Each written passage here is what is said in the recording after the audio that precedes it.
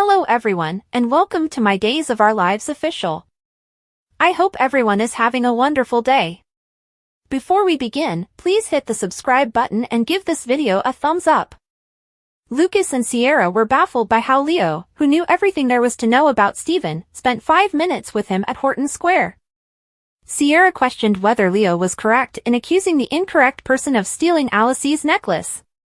Lucas claimed that neither Leo nor Stephen should be trusted because they were both scammers. It was clear to Lucas that Stephen had stolen the necklace. Lucas questioned, who else would do something so shady on the day we say goodbye to Doug? Philip apologized to Sean Douglas in the pub for his grandfather's passing. Observing that Sean was sipping a beer, Philip cautioned him that becoming wasted wouldn't alleviate his sorrow. When Sean informed Philip that it was a non-alcoholic beer, Philip was relieved. Philip was also relieved for Belle's sake, but Sean pointed out that because they were divorcing, it was no longer her issue. Sean was certain that this time was the last, but Philip believed that Shauna and Belle always ended up back together. Philip revealed that he and Chloe didn't get along, but he had more important things to attend to, such as regaining his birthright. Sean expressed his gratitude to Philip for pursuing Titan and wished him luck. Sean told him that although they were seldom in agreement, he grew up seeing Victor train him to manage the business. Philip was aware that Xander had no morals and would use all of his resources to pursue him. He revealed that his secret weapon was Stephanie. Admire Days, B&B, General Hospital, or other soap operas. Participate in the discussion on our SC boards. To interact with fans and start a conversation right away, click here. Sean believed that positive press was not enough for Philip. He believed that tight collaboration with Steph might get messy, but Philip stated that they decided to maintain professionalism. Sierra texted Sean to inform him that Hope was in town. Philip apologized again for Sean and Belle before Sean departed.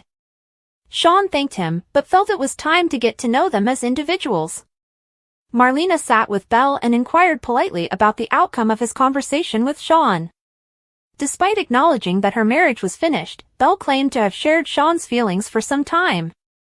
Belle clarified that although she will always love Sean, she no longer felt the same way for any of them. Belle went on to say, "I believe our marriage has been over for a while."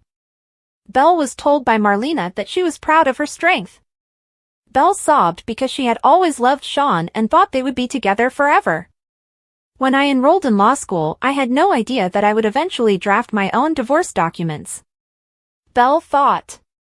Marlena told Belle she would be right back after coming up with a way to lift her spirits. Marlena came back with Rocky Road ice cream and chocolate chip cookies, Dr. Evans' patented heartbreak cure. Marlena told her to dig in, and they both laughed. They made the decision to see a romantic film together. According to Marlena, she had a conversation with Shane earlier, and he promised to try to connect her with John. She went to call him since she wanted to check in with him again. Belle called Claire when Marlena was away to inform her that her parents were divorcing. Stephanie called a Daily Confidential representative at her workplace and offered to give over the secrets in return for an exclusive, shirtless interview with Alex Kyriakis. When Xander entered her office, he demanded that she halt the misinformation campaign she was running on Philip's behalf. Xander claimed that he had been monitoring the anti-Xander puff pieces. Stephanie wanted Titan to go to Philip, so she brought up Victor's letter. Xander wanted Steph to start twisting everything in his favor because he was concerned that the court of public opinion mattered. He proposed to give her twice as much as Philip was giving her. Despite the temptation, Stephanie declared she would decline his offer.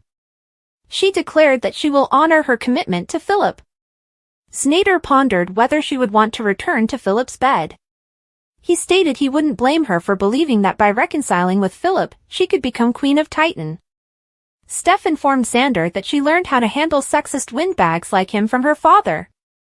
She advised him to depart while he was still able to conceive. Xander told Stephanie before he left that Philip would take advantage of her to achieve his goals. When Philip got to Stephanie's office, he saw that she appeared agitated. Xander had just darkened her doorstep, she informed him. Steph described all that Xander had to give and how he had accused her of being a gold digger who had affairs with all of the men she worked with. That Xander was a jackass made Philip laugh. Steph claimed that following Xander's visit, she was even more committed to helping him win Titan, if only to remove that patronizing smile from Xander's face. While playing with Alice's necklace at the Hortons, Doug gazed at the family photos on the fireplace. Hope entered in search of Julie but left when she saw Doug. She questioned, "Who are you?" Hope became agitated the moment Doug revealed his identity to her. "You dare? Doug Williams is my dad." Hope remarked, "You're not Doug Williams."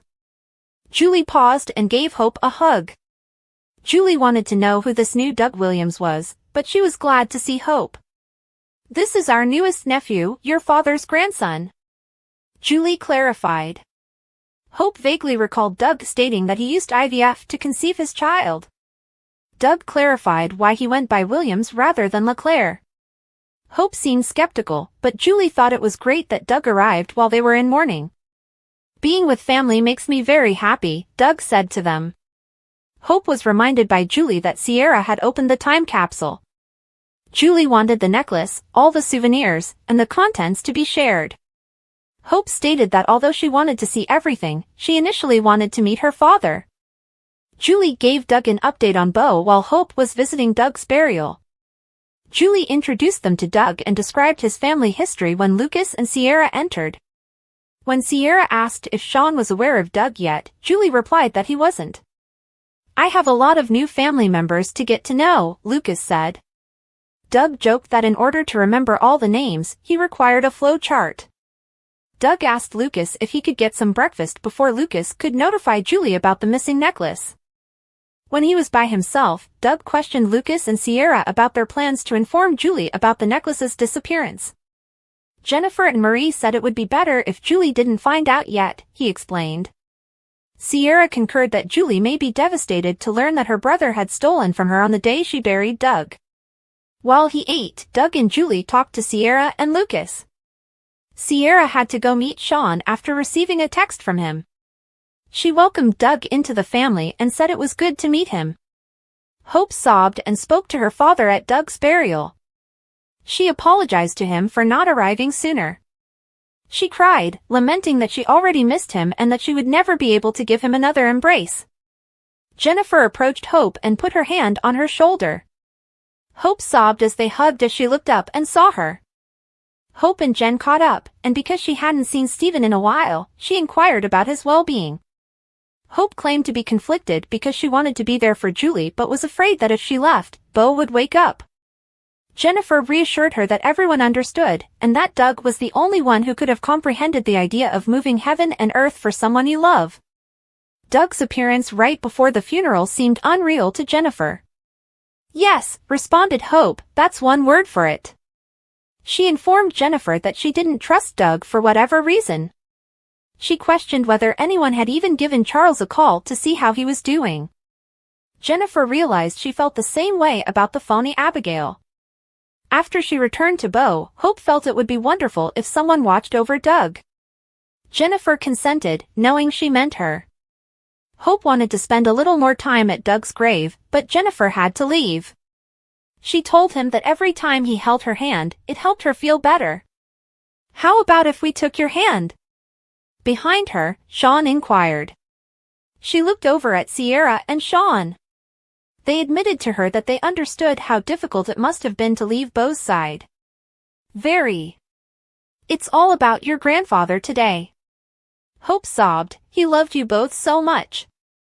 The three hugged and shared a beautiful moment.